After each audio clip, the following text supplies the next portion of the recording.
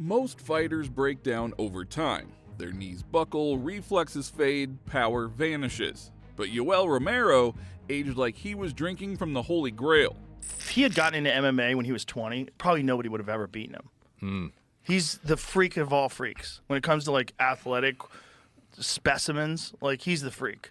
This man wasn't just genetically blessed, he was a biological anomaly. A silver medal Olympic wrestler with a fused neck, muscles dense as stone, tendons in his face are 3 times thicker than normal. Even Luke Rockhold said he felt like he was made of cement. Me on the first check, but then I kept kicking, and I don't know, man, the man felt like cement. That's all I got to say. He slept opponents with flying knees. He learned knockout techniques 2 weeks before a fight and then executed them perfectly on live TV. And he did all of this well into his 40s, at an age when most fighters are washed up or retired. Debut UFC, he gets a flying knockout. He's with me and my trainer, Paulino Hernandez. And I've landed the knee a couple times in Japan and hurt guys and gotten some good success off it. So we had seen fights. He's like, hey, man, I want to learn the flying knee, you know? So we showed it to him, like, I'm not lying, 2 weeks and like 5 days before his fight. And we showed him a quick little setup for it. You know, you go forward, you go back, you go forward, and you go back. And when he goes back, if he comes forward, you jump with it. And his first UFC fight does it. But instead of building him into a legend, the UFC turned on him. They slapped him with tainted drug tests, let him get booed over Stoolgate, labeled him controversial, dropped him after close title fights. And then when Bellator came knocking, they didn't even bother to match the offer. They destroyed their own genetic freak, and somehow he still isn't done. Today we pull back the curtain on one of the biggest screw-ups in UFC history. But to understand what they wasted, we need to go back to a concrete gym floor in communist Cuba. Yoel Romero wasn't born in a gym, he was forged. Born in Pinar del Rio, Cuba in 1977, a city where fighting wasn't just a sport, it was survival. His brother, Juan Pablo Hernandez, became a world champion boxer. But Yoel wanted that too, until his dad stepped in. No, he told him, too many punches to the face. Básicamente te levantabas en la mañana. You wake up in the morning. ¿Sabes? 7 de la mañana. 7 in the morning. Todo tiene un horario. Todo tiene un Everything horario. is Todo by tiene un a horario. schedule. Everything is run by a schedule, militaristic style. Digamos que de 7 a 8 es el desayuno. 7 to 8 breakfast. So, instead of a boxing ring, Yoel was thrown onto wrestling mats. And not just any mats, the cold, sweat-stained floors of Cuba's pyramid schools. Now, these weren't schools, they were factories for elite athletes. Government-run talent farms. You didn't just learn technique, you got broken down and rebuilt. He was recruited at just 7 years old, taken away from home, no distractions, no excuses, just 10 boys locked into a brutal training schedule for 15 years. Eat, sleep, wrestle, repeat. Either you become elite or you disappeared. Romero thrived in the grind. His body adapted fast. Cuban coaches said he moved like he was made for war. And by the time he hit his 20s, the results spoke for themselves. In 1999, he beat Olympic gold medalist Kadzimurad Magomedov to become world champion. In 2000, he won silver at the Sydney Olympics, a heartbreakingly close loss to Adam Saitiev. By then, Yoel was a national hero, a 5-time Pan Am champion. He walked through legends like Cael Sanderson and Les Gutches, and he wasn't done. But in 2006, everything changed. The Cuban Wrestling Federation accused him of throwing a match. Now, whether it was politics or payback, they suspended him. No trial, no defense, just silence. That is when he snapped. In 2007, Romero traveled to Germany for a tournament. He won, but instead of flying home, he vanished, defected, left everything behind, his country, his team, his family. He traded medals for freedom. And in Germany, he found something else, MMA. It was brutal, raw, and illegal to even watch back in Cuba. Yoel used to smuggle tapes just to see what the UFC was, but now he wanted in. And his body still wasn't done evolving. Next stop, America. And the UFC had no idea what was coming. By the time Yoel Romero stepped into a cage, he was already 32. No training camp, no game plan, just Olympic instincts and some freak genetics.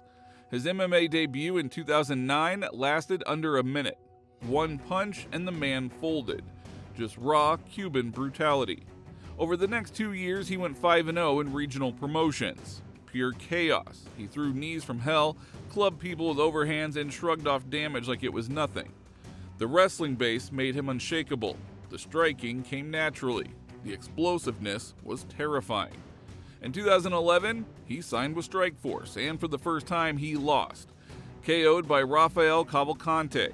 Now, most fighters would have panicked, but Romero smiled.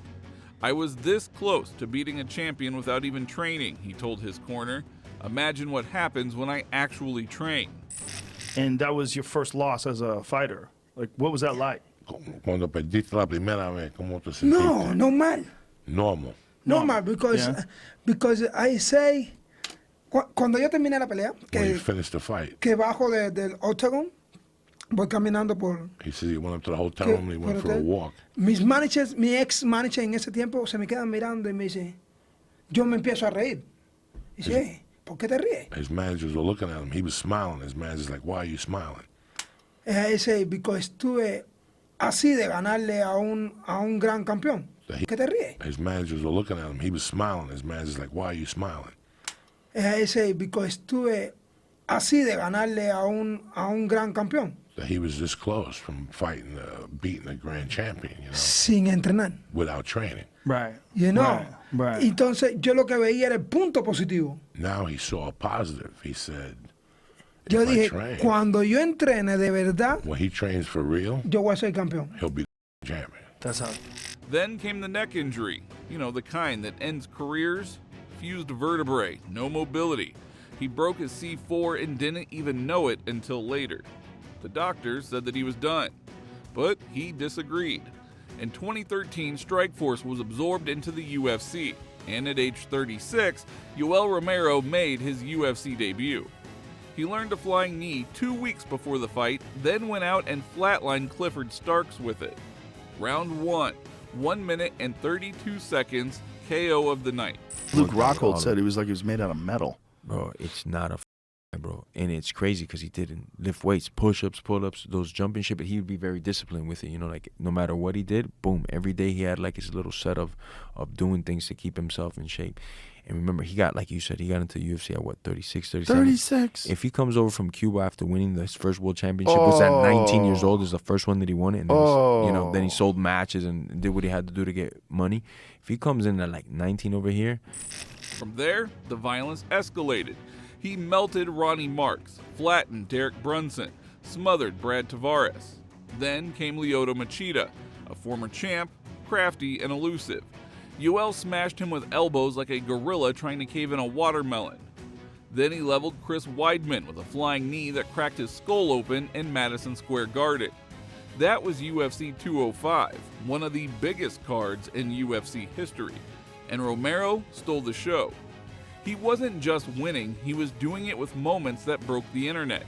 His post-fight call-out of Bisping saying, "I love you, Mike, see you soon, boy," is one of the most popular MMA memes on the internet. I love you, Mike. I love you, Mike. You say something like this for me, and now I say you. I love you. See you soon. But behind the scenes, the UFC wasn't laughing. They had a problem, because this man was not controllable, and they were about to make him pay. By 2017, Yoel Romero was unavoidable. 8 straight wins in the UFC, knockouts over champions, viral moments, ridiculous physicality. There was no one left except Robert Whittaker, so they booked it. UFC 213 interim title on the line. The UFC wanted a passing of the torch. The 26-year-old Aussie phenom versus the 40-year-old Cuban mutant. What they got was war. Romero started hot. He chewed up Whittaker's knee in round 1. Literally, a low kick that shredded his MCL. Whittaker said it popped the moment it landed. From there, he had to fight off the best wrestler he would ever face on one leg. Very good. Whittaker's very good. He's very good and very young. You know, and Whittaker, you got to remember, had his knee blown out in the first round. He got his knee hyperextended, tore his MCL pretty badly in the first round, and still was able to stuff takedowns on arguably the best wrestler who's ever fought in MMA. Yeah. Pretty I'm impressive excited. shit. That's a great fight. That's a is. couple weeks from now. But Whittaker adapted. He jabbed, kicked, sprawled, fought through the pain. They went for 5 rounds. It was a razor-close decision, but Romero lost, unanimously on paper. But many disagreed. The crowd, the commentators, even other fighters said that it could have gone either way. Still, no belt. So the UFC booked a rematch. UFC 225, June 2018. Romero came in looking shredded. One problem though, he missed weight. Not by much, just 0.2 pounds. 186. 186. 186.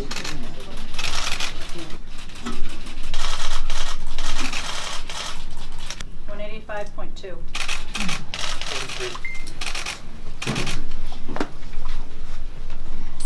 The Illinois Commission refused to let him cut more. The fight still went ahead, but now it was a non-title bout. Again. And what followed was one of the most violent middleweight fights in UFC history. Romero broke Whittaker's nose, cracked his orbital, shattered his hand. Whittaker dropped Romero in return. They both bled, they both wobbled, and the crowd was losing their minds. Another 5 rounds, another decision. Another loss for Romero, split this time. After the fight, the doctor who examined him said, "Where did you get this guy?" Story before, forgive me if you've heard this, folks. They brought him to Australia, and he had a fractured orbital, and they brought him to the doctor. So he gets examined, and then the doctor calls the UFC, goes, "Where did you get this guy?" And they go, "What do you mean?" And they go, "He's a specimen." And he goes, "Oh, yeah, he's amazing, right?" And they go, No, you don't understand." He goes, "I've been a doctor for 50 years. I've never seen someone like him." He said the tendons in his eyes are 3 times larger than a normal person's. He said the orbital fracture. As great as a fight as that was, Romero was now 0-2 in title fights. Never mind that fans thought that he had won both, and never mind that he had just gone through hell twice with a broken orbital and walked out smiling. But the UFC wasn't done testing him. Next came Paulo Costa, the Brazilian bodybuilder with granite fists. UFC 241, August 2019. What followed was pure violence. Costa and Romero spent 3 rounds trying to murder each other. Bombs, blood, neither man backing down. It was so brutal and beautiful that Dana White called it one of the best fights I've ever seen. Romero lost by decision, but he had just given the UFC another Fight of the Year candidate. His reward? Getting fed to Israel Adesanya. The UFC had numbers on paper, and they used them to shift the narrative.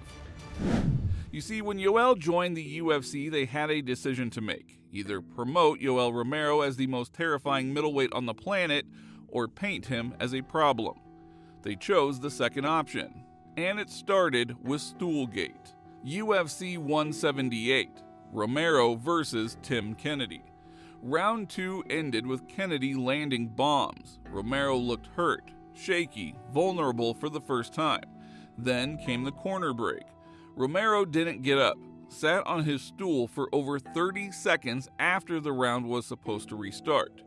Confusion, ice on the floor, excess Vaseline on his cut, his cornermen didn't leave the cage. The commission was screaming. Kennedy was screaming. Language barrier. You know, there was nobody in the corner of the space, but I saw the guys from the commission, they were right in front of you. He was screaming, "Get the hell out of here." I don't care what language you speak. You know what "get the hell out of here" means. You know what time you're supposed to be out of the octagon. You know how much time you had. To be fair to him and his cornermen, it was our guy who globbed all that Vaseline on his eye. So everyone thought it was intentional. Romero stood, walked out, and knocked out Kennedy seconds later. Fans were furious. Even Dana White called it the dirtiest trick in the book. But what many didn't focus on was that it was the UFC's own cut man who was the one that messed it up. He globbed too much Vaseline on Romero's eye, forcing the delay. Big John McCarthy had to bring him back in to wipe it off. He says that it was the UFC cut man's fault because he left a giant glob of Vaseline on Yoel's eye. He didn't want to touch it because he felt like if he touched it, it could open the cut up again. Yeah. He called I guess it was the guy's name, Tate. He tried to call and get the guy to come back in. The guy wouldn't come back in. So the cornerman tried to come in. He said no. He's like, you got to bring the cut man back. And then he wound up doing it by himself. It was the perfect storm. He said he said Yoel was definitely playing it off. And he said, but if he had to do... Kennedy was also holding Romero's glove illegally when he rocked him. But none of that made the headlines. The UFC let the controversy brew. They didn't protect Romero, they didn't clarify the facts, they let the narrative fester. Yoel Romero equals cheater. Then came the post-fight speech after he flattened Lyoto Machida. In broken English, he shouted, "Go for Jesus, not for gay Jesus." And that's what people heard. But in reality, he said, "Go for Jesus, no forget Jesus." Listen, what happened to you, USA? Go back for you, go for Jesus, not forget Jesus, people. He was referencing his faith, but this was just days after the U.S. Supreme Court ruling on same-sex marriage. At Jesus. God, dude. But the thing is, he's going, what's wrong with you Americans? What's wrong with you Americans? You forget Jesus, you gay people. No. Dude. You think that's what he said? That's exactly what he said. Let me hear that again. Damn. That's exactly. You know what? Pause for a second. I'm going to be honest. You thought that? I'm going to be honest. I did a little bit. I was like, wait, no. Because he lines it up with what's wrong with you, America? What's wrong with you people? Here's the problem. He said forget. Pretty clear. The internet lost its mind.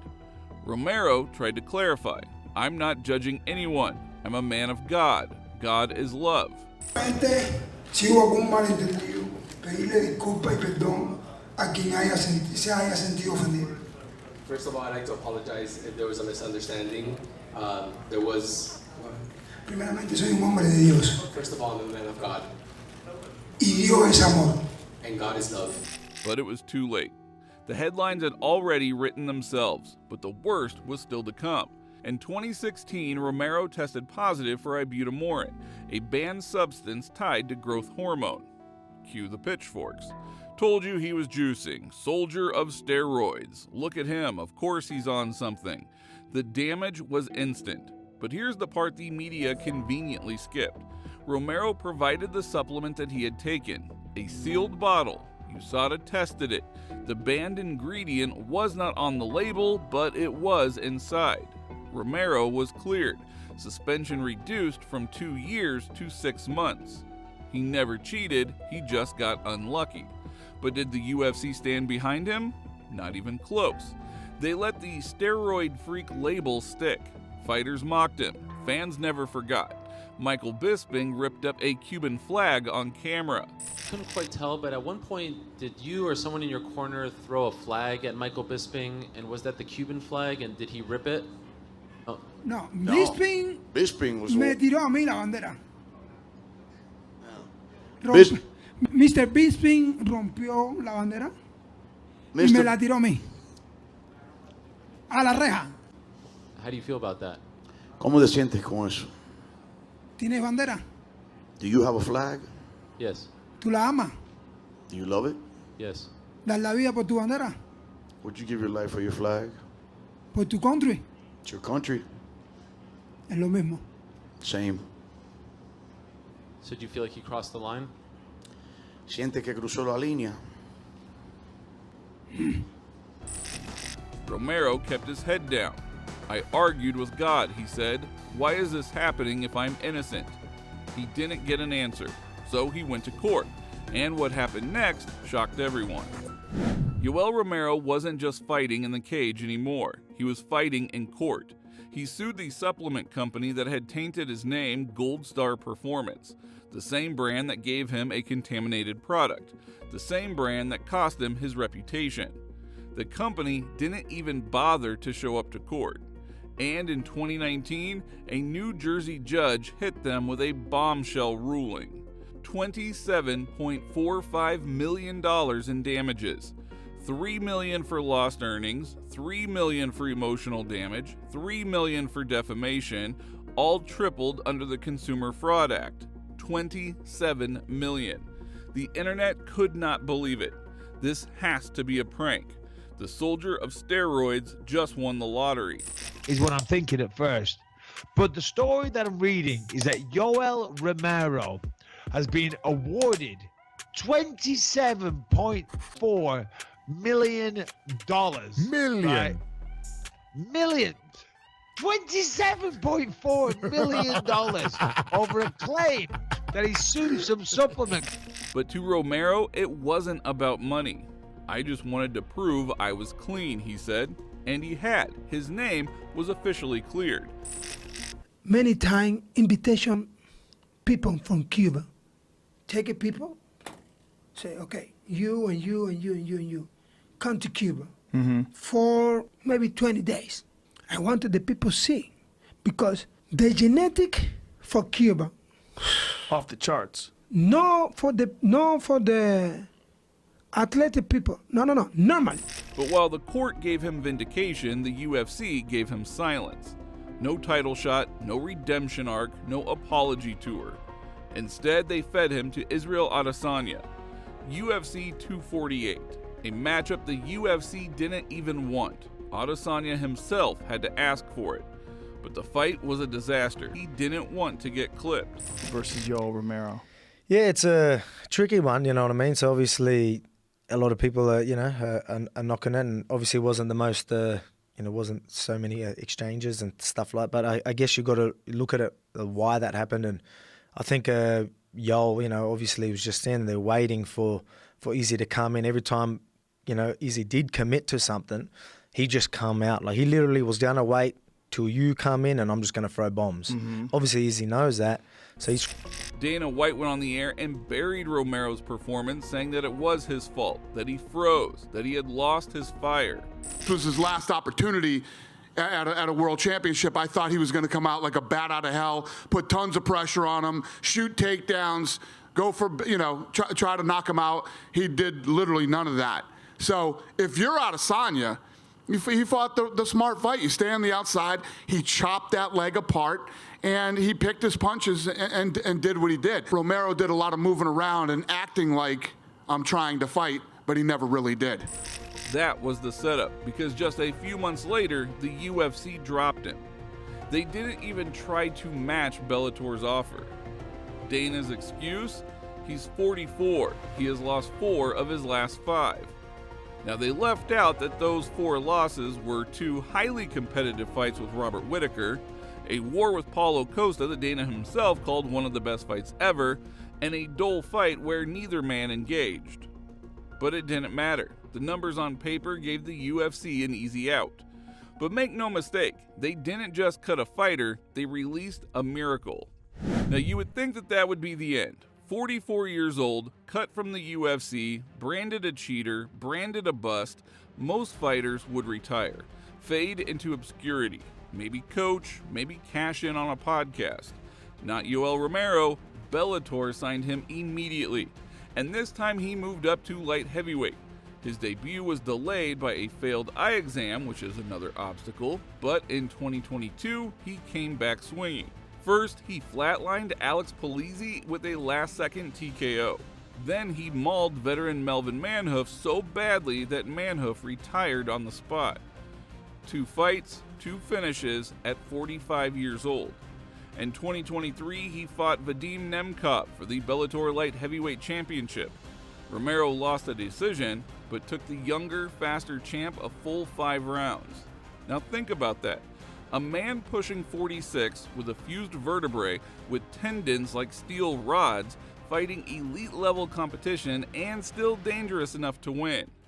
And just months later, he beat Thiago Santos at a PFL versus Bellator card. Another win, another reminder. The man the UFC gave up on, he was still terrifying.